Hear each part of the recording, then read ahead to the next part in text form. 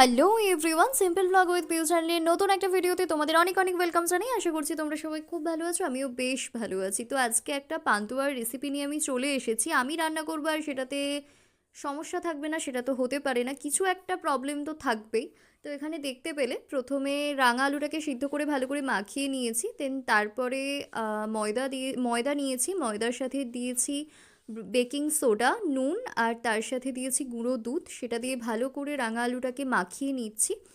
তো বল বল করে মানে বলের মতো সাইজ করে আমি পান্তুয়াগুলোর শেপ দিয়ে নেব।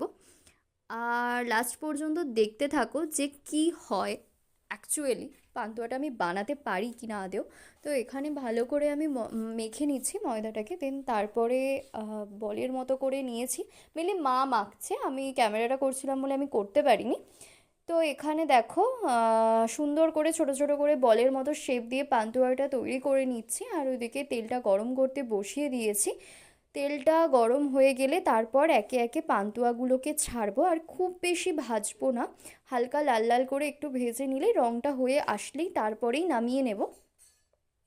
আর তারপরে চিনির রসটাও করে নেব, কারণ চিনির রসটাই তো ইম্পর্টেন্ট পান্তুয়াতে। তো সেই কারণের জন্য চিনির রসটা করে নেব, যতটা পরিমাণে চিনির রস দরকার ততটা পরিমাণেই চিনি দেব। আর এই ডেচকিটার মধ্যেই বসাচ্ছি, আর এই দেখো ভেজে রেখেছি যে পান্তুয়াগুলো, সেগুলো ঠিক এরকম দেখতে হয়েছিল। তো চলো চিনির রসটা করে নিই আর পান্তুয়াগুলো তুলে দেবো। এখানেই বোধহয় কিছু একটা সমস্যা হয়ে গেছিলো, আমি কি বলো তো মানে সাথে সাথে খেয়ে তোমাদেরকে রিভিউ দিয়েছি, তো আমি অতটা বুঝতে পারিনি যে কতটা কি রস ঢুকতো ভেতরে। তো খুব বেশি নরম হয়নি, যত মানে খুব হালকা নরম হয়েছিল, হয়তো রসে অনেকক্ষণ ডুবিয়ে রাখলে হয়তো এর থেকেও বেটার নরম হতে পারতো।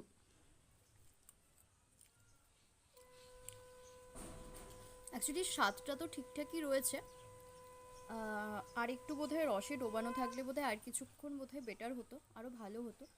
এমনি টেস্ট আর সমস্ত কিছু ঠিক আছে, বাট নরমটা যেটা হয়েছে নরম হয়েছে, কিন্তু আর একটু মনে হয় আরও বেশিক্ষণ যদি একটু রসে ডোবানো থাকতো তাহলে বোধহয় আরও একটু বেশি ভালো নরম হতো।